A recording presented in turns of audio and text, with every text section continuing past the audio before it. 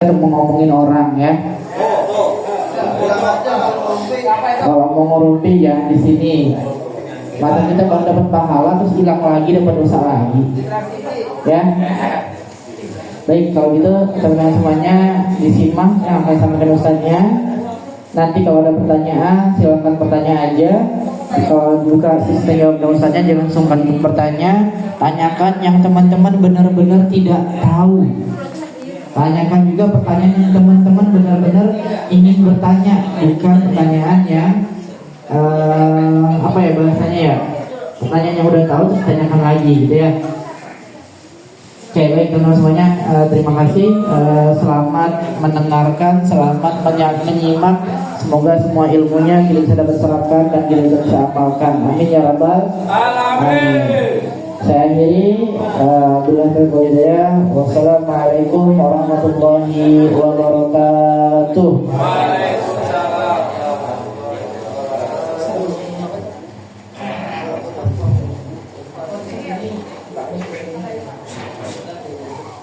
Assalamualaikum warahmatullahi wabarakatuh. Alhamdulillahilladzi ba'atha nabiyyana Muhammadan sallallahu alaihi wasallam rahmatan lil anam wa ihtasadhu bi syari'atin samhiyatin mustamilatin ala hukmi wal ahkam. Wa ashhadu an la ilaha illallah wahdahu la syarika lah al-malikul quddusus salam.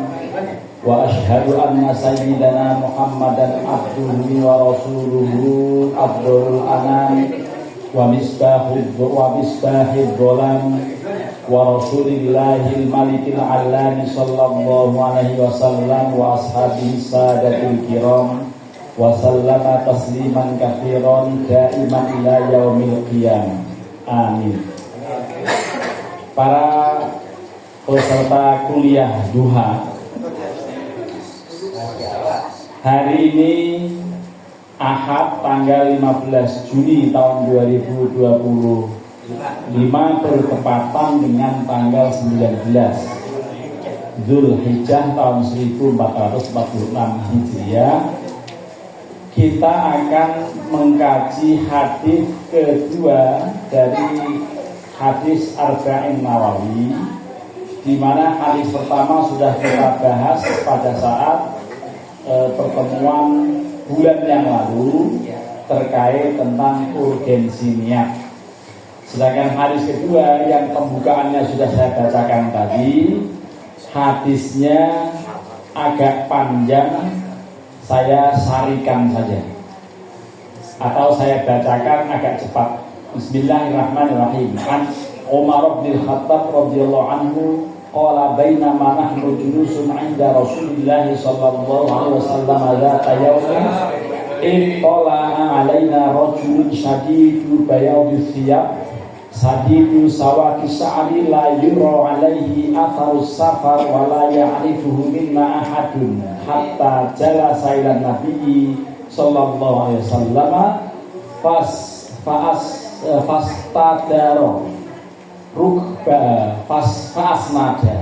fasnada rukbatayhi ila rukbatayhi wa wada'a kaffayhi ala fakhidayhi wa qala ya Muhammad akhbirni 'anil Islam. Faqala Rasulullah sallallahu alaihi wasallam al-islamu an tashhada an la ilaha illallah wa anna Muhammadar Rasulullah wa tuqima shalah wa tu'tiya zakata wa tasuma ramadhana wa tahujjal baita ila al-amani in istata'ta ilaihi sabila. Qala sadaqta fa'ajibna minhu yas'aluhu wa yusaddiquhu. Qala fa akhbarani 'anil iman qala an tu'mina billahi wa malaikatihi wa kutubihi wa rusulihi wal yawmil akhir wa tu'minu bil qadari khairihi wa syarrihi. Qala sadaqta qala fa akhbarani 'anil ihsan fa akhbirni 'anil islam 'anil ihsan qala an ta'budallaha ka'annaka tarahu fa in lam takun tarahu fa innahu yaraka. Fa akhbirni 'anis sa'ah qala mal mas'ulu anha bi'alama minas sa'il fahbirni an amaratiha qala antaridal amatu rabbataha wa antarul hufatal hurrata al-alata ri'a asya yatatawaluna fil bulyan thumman talaqa falabitha maliyan thumma qala ya Umaru atadri amanis sa'il qultu Allah wa rasuluhu alam qala fa innahu Jibrilu atakum yu'allimukum dinakum rawahu Muslim. Ini hadisnya panjang. Intinya kita sudah tahu karena sudah berulang kali dibahas terkait suatu hari Rasulullah Sallallahu Alaihi Wasallam sedang duduk bersama para sahabat. Menurut Umar ibn Khattab, suatu saat ketika kami sedang duduk bersama Rasulullah SAW, tiba-tiba kami dikagetkan dengan datangnya seseorang yang kami tidak tahu. Tapi dia jelas mengenakan baju sangat putih, rambut ikal, tidak ada kesan dia habis dari berjalan jauh. Tetapi juga kami gak kenal, bukan orang sini. Tiba-tiba dia bertanya dengan kalimat ya Muhammad, wahai Muhammad. Biasanya kalau orang biasa memanggil wahai Rasulullah, setidaknya wahai Nabi Allah. Tapi dia menyebut atau memanggil ya Muhammad. Tolong berikan tahu kepada saya, beritahu saya mengenai Islam. Rasulullah mengatakan Islam itu Anda membaca syahadat, yaitu Tuhan selain Allah dan Muhammad Rasulullah, Anda melaksanakan sholat atau mendirikan sholat, Anda menunaikan zakat, Anda puasa Ramadan, Anda berhaji jika mampu untuk melakukan perjalanan, itulah Islam. Lalu tadi yang bertanya mengatakan, benar wahai kamu Muhammad. Fa'ajibna, kami kaget, kami heran, kami bertanya-tanya. Yas'aluhu wa yusaddiquhu, dia nanya tapi dia membenarkan. Gitu. Yas'aluhu wa yusaddiquhu, dia nanya tapi dia juga membenarkan. Lalu malah bertanya lagi, akhbirni anil iman, tolong beritahu saya iman itu apa. Iman itu Anda beriman pada Allah, pada malaikat, pada kitab-kitab, pada rasul-rasul, pada hari akhir, dan juga Anda beriman pada qada dan qadar, yang baik maupun yang buruk semuanya dari Allah. Lalu qala shadaqah, benar wahai Nabi, bertanya membenarkan. Lalu yang terakhir, bukan yang terakhir, yang ketiga, yang berikutnya bertanya mengenai ihsan. Nah, ketika ihsan itu Nabi mengatakan, ihsan itu anta budallah ka'annaka tarahu. Engkau menyembah Allah seakan-akan engkau melihat Allah dengan mata kepala. Tetapi fa'ilam takun tarahu, itu kamu nggak mungkin melihat Allah dengan begitu. Asal yakin bahwa annahu yaraka, sesungguhnya Allah melihat engkau, itulah yang namanya ihsan. Merasa diawasi oleh Allah, merasa dilihat oleh Allah, dan itulah waskat, ya, pengawasan melekat. Itu namanya waskat, pengawasan melekat, melekat dalam hati. Kita dalam sendirian tidak melakukan kemungkaran, dalam keramaian juga tidak melakukan kemaksiatan. Ini ihsan. Lalu ngomong-ngomong, wahai Nabi, kiamat kapan? Begitu ditanya kiamat, Rasulullah mengatakan mal mas'ulu anha bi'a'lama minas sa'il. Orang yang sedang kamu tanya, orang yang sedang ditanya tidak lebih memahami, tidak lebih mengerti ketimbang yang bertanya. Jangan-jangan yang bertanya ini yang tahu tentang kiamat kapan. Lah ternyata yang bertanya pun yang ngerti. Yang tahu hanya orang Indonesia yang membuat film 2012. Waktu itu ada kiamat, gitu ya.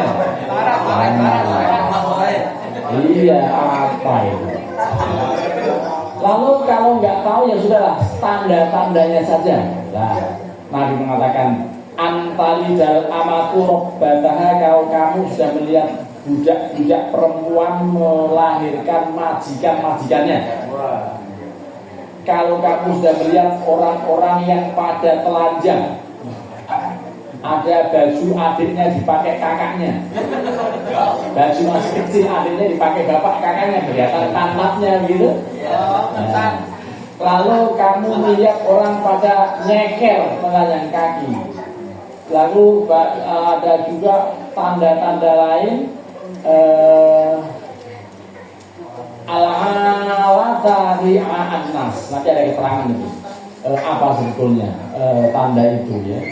Kemudian kalau kamu melihat orang berlomba-lomba membangun gedung-gedung tinggi gitu, jadi pencakar-pencakar langit ya. Tetapi World Trade Center sudah hancur waktu itu ya. Ya gara-gara itu geger dunia sampai hari ini. Ya itu ya sudah lama sekali itu. Kemudian sudah tiba-tiba orang itu thumman tolak, langsung bergegas, tidak lagi ketahuan kemana itu orang tadi. Ya falabitha malian, lalu dia bergegas berpaling itu aja udah langsung hilang gitu. Tumakola ya Umar.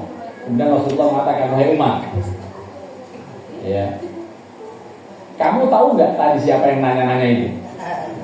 Umar ditanya gitu, lah Umar jawabannya sama, Allahu wa Rasuluhu a'lam. Hanya Allah dan Rasulnya yang tahu. Lalu Rasulullah mengatakan, fa innahu Jibrilu atakum yu'allimukum dinakum. Itu tadi yang datang menanya-nanya mengenai Islam, ihsan, iman ya, mulai Islam, ihsan, iman, kiamat, tanda-tandanya itu adalah malaikat Jibril yang datang kepada kamu sekalian mengajari ajaran agama kamu itu yaitu gitu. Nah, dengan demikian kesimpulan dari hadis ini bahwa kita dalam berislam ini harus memahami prinsip-prinsip ajarannya yang terdiri dari iman, Islam dan ihsan. Iman itu adalah akidah. Iman itu akidah, Islam itu syariah, ihsan itu akhlak.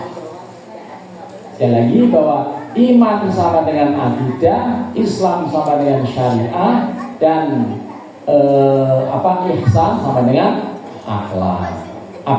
Akidah, syariah, akhlak. Iman, Islam, ihsan. Ilmu mengenai akidah atau mengenai iman namanya ilmu tauhid. Ilmu mengenai syariah atau Islam namanya ilmu fikih. Ilmu mengenai akhlak atau ihsan namanya ilmu tasawuf. Jadi ilmu dalam Islam yang pokok 3: ilmu tauhid, ilmu fikih, dan ilmu tasawuf. Imam Malik mengatakan, man tafaqqaha wa lam yatasawwaf faqad tafassaq. Atau berbalik, orang yang hanya belajar fikih, man tafaqqaha, siapapun yang hanya belajar fikih walam yatasawwaf, tetapi dia tidak belajar tasawuf, tidak mengamalkan tasawuf, faqad tafassaq, maka dia sungguh akan menjadi orang fasik. Sebaliknya, waman tasawwafa walam yatafaqqah, siapapun yang belajar ilmu tasawuf tetapi tidak belajar ilmu fikih, maka faqad tazandaq, maka dia sungguh akan menjadi orang zindik. Berarti apa? Tasawuf dipelajari, fikih dipelajari, tauhid wajib dimengerti. Gara-gara tauhid dangkal, maka sekarang ini ada video yang menceritakan mengenai pengalaman pertama dan kedua, pengalaman hari pertama dan hari kedua di neraka. Itu video EA gitu ya. Jadi artificial intelligence. Jadi itu berdasarkan IA, direkayasa, tapi masalahnya melecehkan. Dia bilang, oh ternyata di neraka itu enak. Ya, ternyata di neraka itu nggak seperti yang kita bayangkan enak. Ternyata banyak temennya. Ini si Bambang, si Kupret, si Bambang, si Joko, si Kupret, si Kampret, semua pada masuk.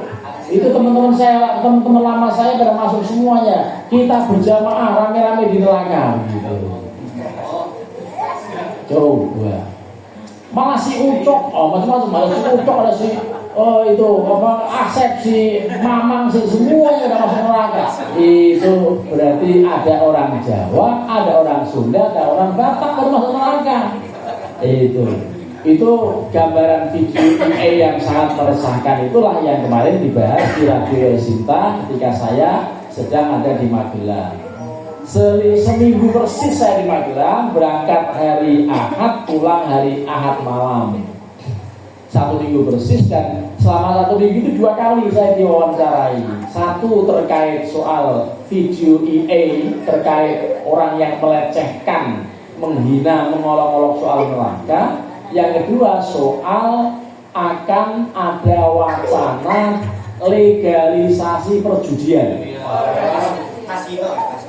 Bukan kasino apa aja, pokoknya mau dilegalkan. Seperti zaman dahulu ada SDSD, sumbangan dana sosial berhadiah, ya, atau sebelumnya disingkat Porkas, pekan olahraga apa gitu ya. Tapi Porkas itu singkatannya apa? Putar otak, rencana kaya, akhirnya sinting. Karena apa? Karena kuburan ditanya. Karena apa? Orang gila ditanya. Orang gila telanjang ditanya nomor berapa? Iya. Emang yang waras yang mana ini? Iya. Jadi banyak orang yang pada stres gara-gara pengen kaya. Kenapa ada wacana ini? Karena menurut Profesor Hikmahanto Yono dalam dialog itu, ternyata peredaran uang, ya, melalui judi online atau judi yang non online di Indonesia saat ini 1 bulannya bergulir sekitar 2,3 triliun. Tidak diatur saja 2,3 triliun bergulir, gitu. Bukan apa lagi, ketimbang yang 2-3 triliun bergulir dengan liar, kita atur saja, dan begitu. Jadi kenapa? Iya, soalnya itu luar biasa. Lah saya diwawancari apakah MUI setuju? Ya MUI ya setuju, karena MUI itu selalu mendasarkan pada Al-Quran dan Hadis. Padahal Allah berfirman, A'udzu billahi minasyaitonir rajim. Ya ayyuhalladzina amanu innamal khamru wal maisir wal anshabu wal azlamu rijsum min amali syaitani fajtanibuhu la'allakum tuflihun.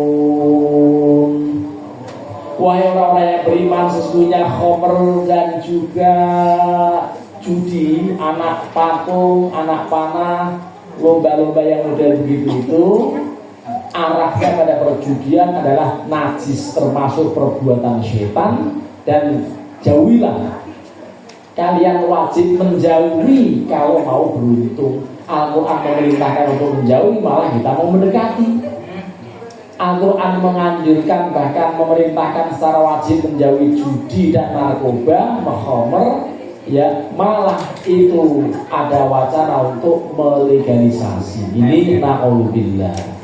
Jadi 2 hal ini. Satu, soal orang yang melecehkan, mengolok-olok guyonan dengan neraka. Yang kedua, soal legalisasi perjudian. Padahal judi, ya, meracuni kehidupan gitu ya, keimanan. Jadi judi. Udah begitu apa katanya? Kalaupun kau menang itu awal dari kekalahan. Ya, tidak ada orang kaya gara-gara judi kan gitu. Itu kata Haji Rumah Irama. Kalaupun kau menang, itu awal dari kekalahan. Ya, jadi nggak pernah ada orang kaya gara-gara yang ada apa hancur, keracunan, dan ini ternyata masyarakat sudah cenderung melakukan perjudian. Yang online, yang online, awalnya judi online, berikutnya pinjam online, berikutnya lagi mudiar karena apa? Online, mudiarnya sana online juga ya. Nah, itu banyak bunuh diri, ada orang yang terjun dari jurang, ada yang terjun dari flyover, macam-macam. Itu terkejar apa tadi? Pinjaman online. Nah inilah. Jadi kita dalam hidup ini untuk merenungi betul mengenai pentingnya ajaran agama, yaitu mengenai akhlak, akidah dan syariah, atau tepatnya akidah, syariah dan akhlak harus kita renungi betul, karena inti ajaran agama Islam itu adalah iman, Islam dan ihsan. Ini menjadi penting. Para peserta kuliah, Bapak dan Ibu, saudara-saudara sekalian, apa tadi hadis yang dikemukakan Rasulullah SAW melalui Umar bin Khattab? Padahal beliau Umar bin Khattab ini jarang meriwayatkan hadis. Kalau bukan karena penting, tidak beliau riwayatkan. Jadi ini artinya beliau sibuk ngurusin umat, sibuk ngurusin negara, sementara orang-orang yang banyak meriwayatkan hadis itu bukan sahabat-sahabat besar. Ya, hanya saja untuk hal yang sangat prinsip penting ini menjadi perlu untuk disampaikan menurut beliau. Jadi karena beliau jarang meriwayatkan hadis, maka yang diriwayatkan hadis-hadis yang inti. Ini menjadi hadis kedua dalam rangkaian hadis Arba'in Nawawi. Ini secara teks kita hafal bagian-bagian tertentu, dan sebagian besar mungkin 90% hafal dari hadis ungkapan-ungkapannya, ya, termasuk dari definisi ihsan. Mari kita lanjut kaitan dengan keterangan hadis. Karena saya membaca kitab bukannya Arba'in Nawawi saja, tetapi yang saya baca kitab yang namanya Al-Majalisus Saniyah fil Kalam 'ala Arba'in Nawawiyah, ta'lifus Syekh Al-Imam Al-Alim Al-Allamah, ya, wal Hibrul Bahri Al-Lil Fahamah Sayyidina wa Maulana Syekh Ahmad bin Syekh Hijazi Al-Fashi, ya, itu beliau punya keterangan atau syarah dari hadis Arba'in Nawawi ini. Apa antara lain yang disampaikan beliau, saya bacakan. Tambih itu satu atensi. Tambihun aihada utawi iki ikut tambihun satu atensi, satu perhatian penting. Dohirul hadithi, pada segi dohir hadis ini, annahu la budda fi husulil islami min majmu'is syahadataini, bahwa untuk sukses, untuk berhasil dalam berislam itu harus memadukan betul antara syahadat dua, syahadat tauhid dan syahadat rasul, yaitu apa? La ilaha illallah Muhammadur Rasulullah. Itu betul-betul kalimat tauhid itu harus ada dalam diri kita.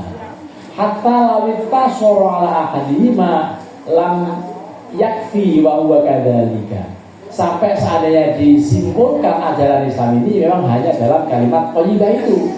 Kalimat apa? La ilaha illallah Muhammadur Rasulullah. Karenanya ada lantunannya, Miftahul Jannah la ilaha illallah, la ilaha illallah Muhammadur Rasulullah. Itu kunci surga ada pada kalimat la ilaha illallah Muhammadur Rasulullah. Wa qaddimil kalam ala syahadataini li'anna, atau wa qaddimal kalamu ala syahadataini diawali rukun Islam itu dengan syahadat. Kenapa? Li'anna bima husulal imanil ladzi huwa malakul amri. Karena dia menjadi tonggak menghasilkan atau berhasil dalam keimanan, dan dialah yang menjadi tonggaknya, menjadi intinya. Wasluhu idan al-baqi fi mabni al-baqi mabniun ala masyrutin bihi wa bihin najah. Dan dengan begitu maka dipersyaratkan utamanya adalah syahadat. Yang dipersyaratkan utamanya syahadat. Untuk menjaga akidah kita mesti menghayati, melafadzkan berulang kali kalimat asyhadu an la ilaha illallah wa asyhadu anna muhammadar rasulullah. Jangan sekali-kali mengatakan wa asyhadu anna muhammadur rasulullah. Betul nggak? Kalau wa asyhadu ya anna muhammad ya, bukan muhammad. Tapi kalau tidak berupa asyhadu ya kalimatnya la ilaha illallah muhammadur rasulullah. Asyhadu an la ilaha illallah wa asyhadu anna muhammad dan rasulullah. Bedanya apa? Bedanya dar dan dur. Ya itu aja bedanya. Artinya sama. Tapi persoalannya kalau membaca la ilaha illallah muhammad dan rasulullah berarti dia tidak mudeng nahwu gitu. Karena emang harus itu. Nah itu orang ada nggak Muhammad dan? Ya orang ada pakai asyhadu kan? Iya. Ada nggak? Tiba-tiba ada la ilaha illallah, itu tutupan azan kan itu? Iya. Kalau ada ya asyhadu an la ilaha illallah, asyhadu an la ilaha illallah, kemudian asyhadu anna muhammadar kan gitu ya? Nggak mungkin Muhammad, kalau Muhammad berarti nggak mudeng. Nah, emang apa bedanya? Ya itu jar dan dur itu. Jadi bedanya jar dan dur itu. Kemudian saya ungkap qala ulama radhiyallahu anhum al-imanu billahi jalla jalaluhu yatadammanu maknayaini. Iman pada Allah itu meliputi dua lingkup ya, dua aspek ya. Al-awwalu al-imanu bidati. Pertama harus iman dengan zat Allah. Ini iman tidak perlu digambarkan. Dulu waktu saya masih TK atau sebelum TK, di rumah itu ada buku primbon. Gambarnya itu Hamengkubuwono 9. Lalu saya lihat buku primbon, apa ini Gusti Allah ya. Karena masih kecil belum tahu. Ini kok ada buku ini apa Gusti Allah tuh seperti inilah. Masa Gusti Allah pakai belangkon? Nah, itu berikutnya saya baru tahu berarti nggak boleh. Memang tidak boleh menggambarkan Allah secara fisik.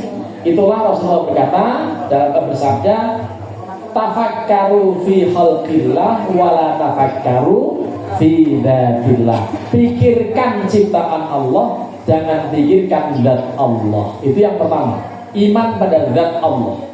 Wafani yang kedua, al-imanu bi wahdaniyatihi. Iman dengan keesaan Allah, wahdaniyatnya Allah. Yang pertama dengan bidati, zatnya, yang kedua dengan keesaan Allah. Fa'amal imanu bidatihi al-karimati fahuwa ay anta alama anna dzatahu ta'ala la tusyabbihu dzawat. Iman dengan zat itu harus yakin bahwa Allah tidak sama dengan makhluk apapun. Karenanya Allah punya sifat apa? Mukhalafatuhu lil hawadits. Masih hafal? Wujud tidak baqa mukhalafatuhu lil hawadits. Qiyamu bi nafsihi wahdaniyat qudrat iradat ilmu hayat sama basor kalam qadiron muridan aliman hayyan. Apa aliman apa? aliman hayan sami'an basiran mutakalliman. Itu pujian kita dari zaman dahulu. Itu sifat wajib bagi Allah ada 20, sifat mustahil bagi Allah ada 20, sifat wajib bagi Rasulullah atau Rasul-Rasul umumnya ada 4, sifat mustahilnya ada 8, jumlahnya 48. Sifat jaiz bagi Allah 1, sifat jaiz bagi Rasul 1, semuanya 50 disebut dengan ngakoid seket. Ngakoid itu jamak dari akidah. Akidatani aqaid. Jadi bahasa Jawanya ngakoid. Ya. Bahasa Jawanya aqaid itu ngakoid, gitu ya. Lah 50 itu 50. 50 itu apa? 50 20 4 dan 11 jumlahnya apa? 50 atau ngakoid 50 dan orang pada ngejar-ngejar merah delima. Padahal merah delima itu tersimbol dalam kata dalimo. Dalimo itu apa? Qul huwallahu ahad 1, Allahus somad 2, lam yalid 3, walam yulad 4, walam yakul lahu kufuwan ahad 5. Dalimo itu menjadi delima. Kemudian dicari-cari merah delima, semuanya palsu. Karena apa yang ahli ya qul huwallahu ahad itu. Ya, kita harus merenungi betul mengenai Qul huwallahu ahad surat Al-Ikhlas. Kama anna sifatahu la tusyabbihu sifat. Seperti sifat Allah tidak menyerupai sifat apapun. Wa kullu ma tasawwarathu fi dhihnika atau wa kullu ma tasawwartahu fi dhihnika atau tawahhamtahu fi apa ini? Tawahhamtahu fi wahmika Fallahu ta'ala fi khilafi. Apapun yang kamu gambarkan, apapun yang terbersih dalam benakmu, Allah sama sekali beda dengan yang kamu lihat, beda dengan yang kamu pikirkan. Itulah namanya zat Allah tidak boleh dipikir-pikirkan. Ya, kenapa? Li'annaka makhlukun. Karena kamu itu makhluk. Wa kullu ma tasawwartahu aw tawahhamtahu fa huwa makhlukun. Apapun yang kamu gambarkan, apapun yang kamu pikirkan itu semuanya makhluk. Mithlaka seperti kamu. Li'annallaha jalla jalaluhu taqaddasa wa tanazzaha an ayyahilla fi makhlukin. Karena Allah Ta'ala sama sekali tidak mungkin. Jadi Allah itu kudus, Allah itu tanazzuh, bersih dari sifat. Tidak mungkin Allah menyerupai, tidak mungkin Allah bersatu dengan makhluk. Au yahilu fihi makhlukun, atau ada makhluk yang menyerupai Allah, tidak mungkin. Ya. Lah kemudian wa anta jismun wa jauharun, sementara kamu itu jisim dan molekul atau jauhar. Ya, jisim dan jauhar. Wa aidun, dan juga bleder atau apa ya, bleder. Wallahu ta'ala bi khilafi dzalika, padahal Allah itu beda dengan yang semuanya itu. Kenapa? Karena walaka jinsun wa na'um wallahu la jinsa wala nama. Kamu itu jenis dan kamu itu macam, padahal Allah bukan jenis dan bukan macam. Demikian yang bisa disampaikan. Mungkin bingung, mungkin ada yang mau nanya atau nggak ada yang mau nanya. Itu kalau nggak ada yang nanya berarti nggak laku jualan saya. Ternyata ada 2 orang. Yang satu Pak Surono, Sunoto. Yang satu Pak Sunoto, yang lain lagi di belakang Pak siapa? Ya, pakai kacamata? Mas Anto, sama-sama Mo. Satu Suroto, yang lain lagi Sunoto. Sunoto dan Sutano. Sunoto Anto. Oh, Sunoto Mas Anto. Mas Anto dulu yang jauh, silakan teriak. Ya, terima kasih Ustaz. Assalamualaikum warahmatullahi wabarakatuh. Waalaikumsalam warahmatullahi wabarakatuh. Yang saya pengen tanyakan Ustaz, bagaimana penjelasan Ustaz? Tadi kan dikatakan kan dari Maya. Tak ada sholat, zakat, puasa, haji ya. Ya. Nah itu kalau dari urutan kan puasa dulu, zakat dulu baru puasa, tapi di berawetnya itu puasa dulu baru zakat gitu Ustaz. Bagaimana penjelasannya yang pertama ya? Ya. Kemudian tentang ketuhanan itu Ustaz, saya pernah mendengar hadis itu kan katanya Ustaz jadi tidak bisa dijeniskan ya. Tapi ada hadis itu yang kalau nggak salah itu apabila orang sudah dekat dengan Allah maka makannya adalah makannya Allah, tanya Allah, kakinya Allah, itu bagaimana penjelasannya Ustaz? Baik. Ini kalau saya apa nonton Pak? Ngomong ke mic biar pakai mic. Saya Pak Warsan. Bismillahirrahmanirrahim. Jangan terlalu dekat sama mulut. Yang ingin saya tanyakan Ustaz, mengenai tentang kita ini kan Islam keturunan itu tidak sempat belajar yang namanya tasawuf. Padahal kalau saya amati dari yang Ustaz jelaskan tadi, dan juga saya pernah mendengarkan penjelasan dari Ustaz lainnya melalui YouTube, sama persis seperti yang Ustaz jelaskan tadi, bahwa orang yang belajar fikih tapi tidak belajar tasawuf maka akan rugi dan menjadi fasik.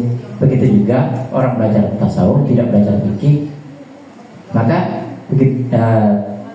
tidak ada gunanya karena dia tidak mengerti tentang hukum. Nah ini kan kita seringnya kebanyakan belajar fikih tapi kurang mempelajari tentang tasawuf. Bahkan kita tidak sempat belajar tasawuf karena ya sekali lagi kita Islam keturunan dan kita hanya mengikuti apa yang diamalkan oleh orang tua kita, mungkin eyang-eyang kita, begitu Ustaz. Nah, apa langkah-langkah yang harus kita lakukan untuk belajar tasawuf ini supaya kita kedepannya ini keislaman kita bukan hanya sekedar menjadi orang Islam, tapi iman kita juga menguat menjadi bukan sekedar iman tapi juga ihsan. Kita bisa berakhlak baik, menghargai siapapun yang ada di sekitar kita. Begitu Ustaz. Jazakallahu khair. Ya, dua pertanyaan tetapi ini menjadi gembongnya pertanyaan. Karenanya sementara dua dulu, nanti kalau ada yang lain boleh, tapi sementara dua dulu supaya tidak lupa. Terutama dari Mas Anto.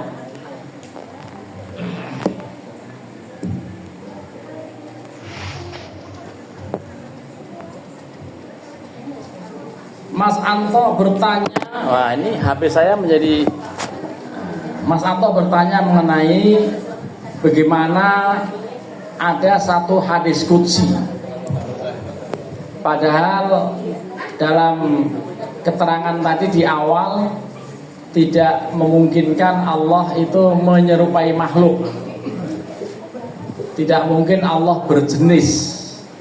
Sementara hadis qudsi mengatakan, ya barang siapa yang telah melaksanakan yang difardu-fardukan dan juga melengkapi dengan yang disunnah-sunnahkan. Tapi dari awalnya itu, barang siapa yang mendekati saya dengan cara berlari, dengan cara berjalan, saya akan mendekatinya dengan cara berlari. Siapapun yang mendekati saya satu jengkal, saya akan mendekatinya satu dirok. Kalau dia mendekati 1 kilo, saya akan mendekati dia 5 kilo. Artinya meresponnya cepat sekali. Dan ketika orang sudah dekat dengan Allah, itu seakan-akan ya, saya menjadi matanya, di mana mata itu digunakan oleh dia untuk melihat. Saya akan menjadi tangannya, ya, di mana tangan itu digunakan untuk melakukan tindakan-tindakan tertentu. Saya akan menjadi kakinya, di mana dengan kaki itu melangkah, dia akan menjadi semua. Ini seakan-akan menggambarkan bahwa Allah itu menyatu dalam diri. Itulah kemudian muncul ajaran wahdatul wujud atau ajaran manunggaling kawula Gusti. Ini yang dikembangkan oleh orang-orang tertentu yang akhirnya kacau nanti kalau sampai salah paham gitu. Jadi ini harus dipadukan betul antara konsep tauhid bahwa Allah itu zatnya tidak menyerupai zat apapun, bahwa Allah itu adalah punya sifat mukhalafatuhu lil hawadithi. Itu harus kita yakini dan tidak boleh kemudian kita salah paham terhadap hadis ini. Ini menggambarkan Dalam ayat Al-Quran juga begitu. Wa nahnu aqrabu ilaihi min hablil warid. Kami akan lebih dekat dari orang itu ya daripada urat nadinya sendiri. Urat nadinya kan memang di dalam tubuh kan. Allah lebih dekat dari urat nadi itu.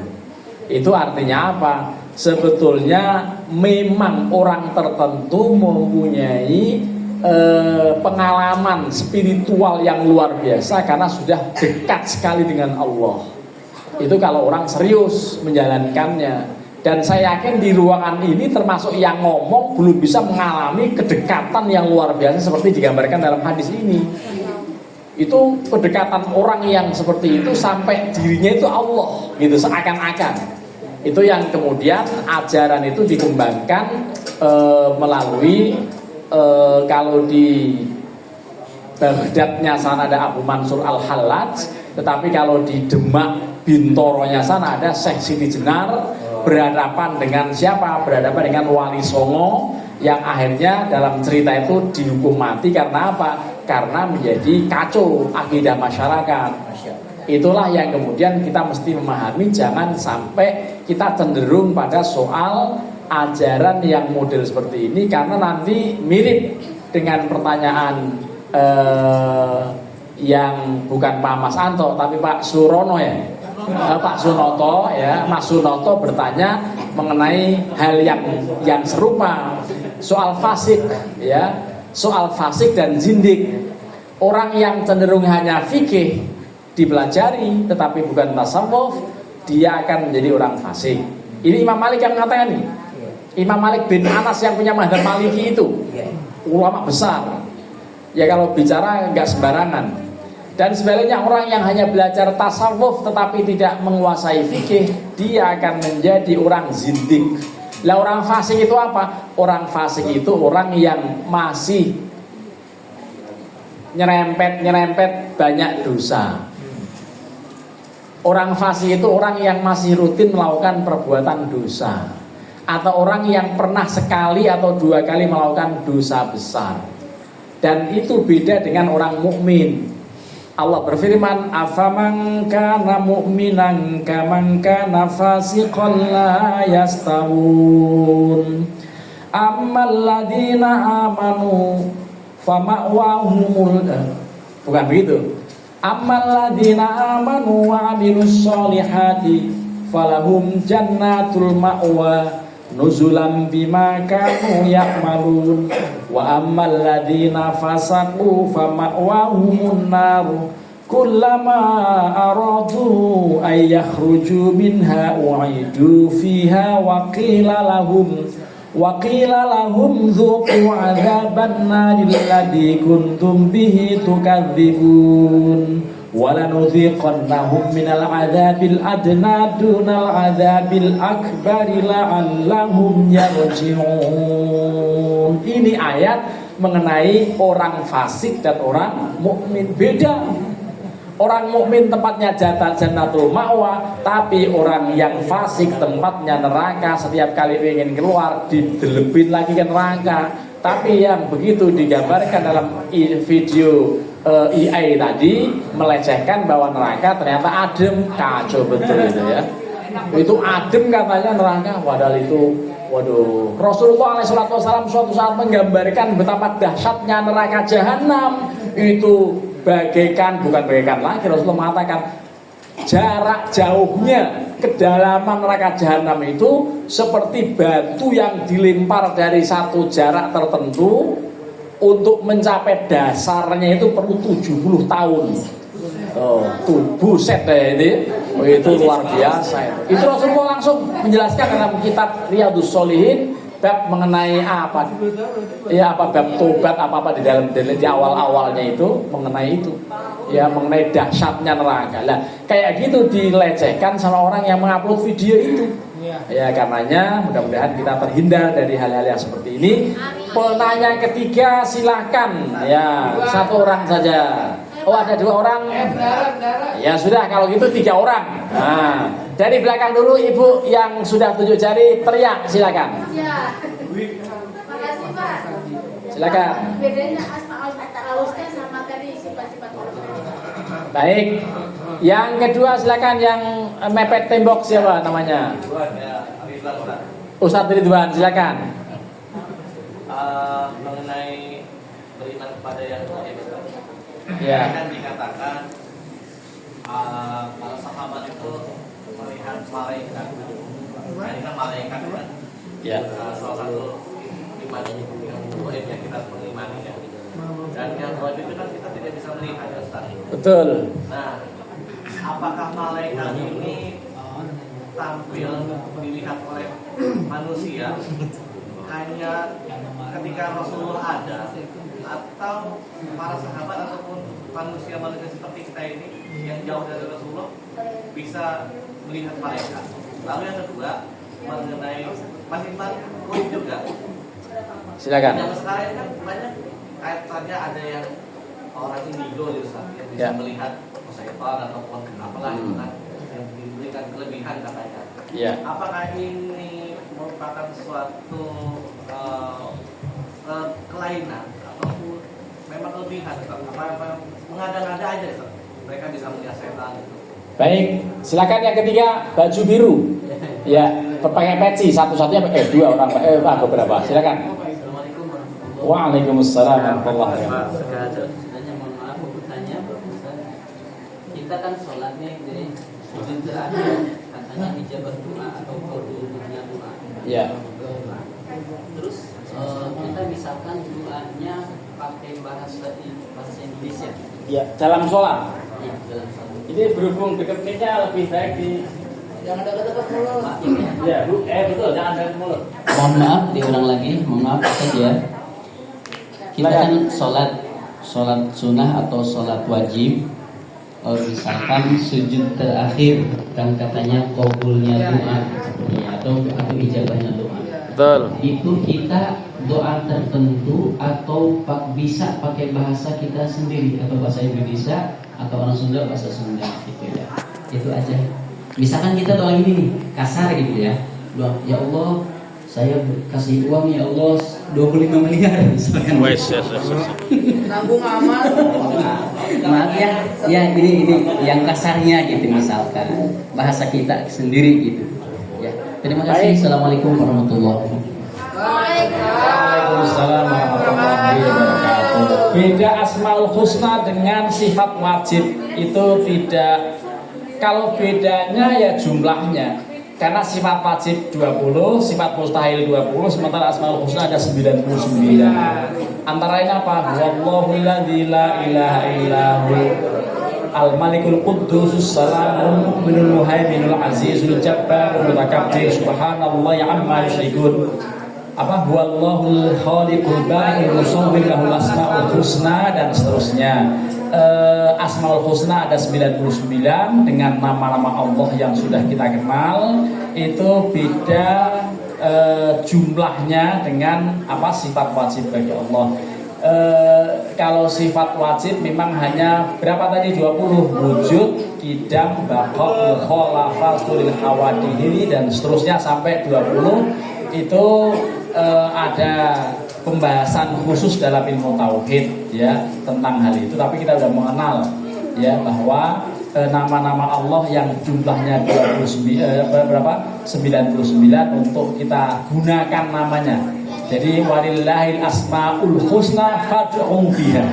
Allah punya asmaul husna, maka berdoalah dengan menyebut-nyebut nama asmaul husna. Jadi itu banyak yang punya senandung, banyak punya nadhom melantunkan asmaul husna.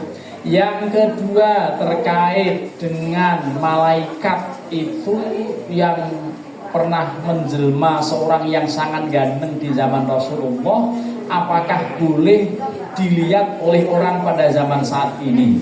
Apakah masih memungkinkan malaikat tampil pada saat ini? Masih. Hanya kadang-kadang orang nggak sadar. Nggak sadarnya apa? Dikiranya orang biasa, compang-camping, mengemis, dibentak-bentak. Itu akhirnya orang yang bentak-bentak kualat karena ternyata bukan orang itu. Iya, Ya, itu bisa memungkinkan malaikat. Karena kita harus hati-hati. Ya, dan memang tidak boleh fa'ammas sa'ila fala tanhar wa amma apa tadi tidak boleh menghadik anak yatim, tidak boleh menghadik membentak orang-orang yang meminta-minta. Itu kalau udah yang meminta ya kasih, kalau nggak bisa atau nggak ada, mohon maaf, mungkin lain kali. Silakan ke tempat lain karena saya sedang tidak ada. Bisa begitu. Ya, dengan qaulun ma'rufun wa maghfiratun khairum min shadaqatin yatba'uha adza. Ucapan yang baik itu lebih baik daripada sedekah tapi sambil mengumpat. Jadi memungkinkan. Lalu soal indigo apakah memang masih ada atau hanya mengada-ada? Tampaknya memang betul indigo itu. Jadi ada orang-orang tertentu yang punya dimensi lain ya.